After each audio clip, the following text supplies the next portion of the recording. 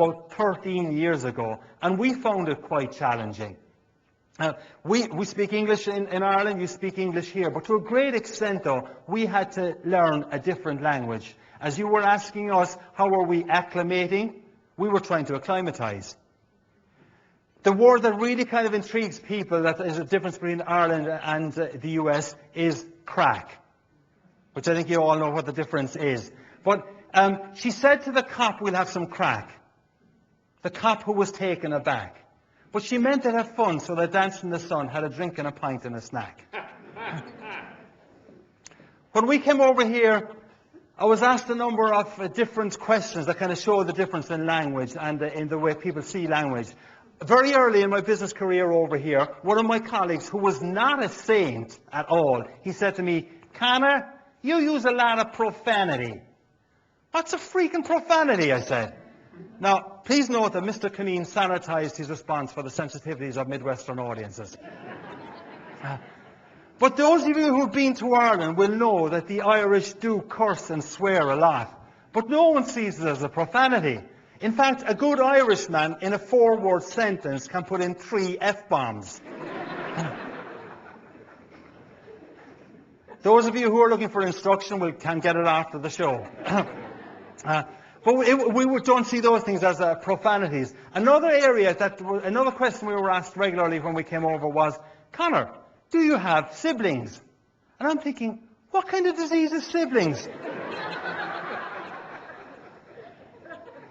In Ireland, we've got brothers, we've got sisters. No one has siblings. Another question that the difference is that when the Irish say, "How are you doing?" we mean hello. We don't mean, "How are you doing?" So, for instance, when I'm at a party and I say to someone, "How are you doing?" I don't really want the response, "Why, that's so nice of you to ask. Not everyone asks me that question. Hank, you know, it's this lovely Englishman here." Irish. But you're all the same, aren't you? You're owned by England.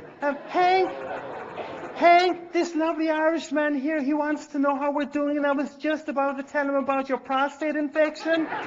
Yeah, and the fact that it wasn't related at all to the hemorrhoids you had last week. We don't care.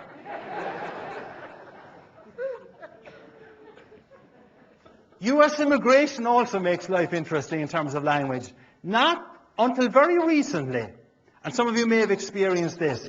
If you were a non-US citizen, you had to fill in an immigration form. One of the questions was, "Are you or have you ever been a terrorist?"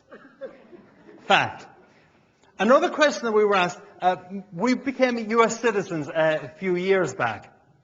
And to become a US citizen, you have to be interviewed by the immigration authorities. So on one day, my wife, Pat, and I, that's only 2 of us, by the way, my wife, Pat, is one, we went into Chicago to be interviewed by the authorities, and we went into 2 small little offices. I went in this side, Pat went in that side. It was like going to Cannon Fox's confessional again. And I come out after a few minutes, Pat comes out, and Pat says to me, "Do you know what question I was asked?" I said, "I don't know what question you were asked."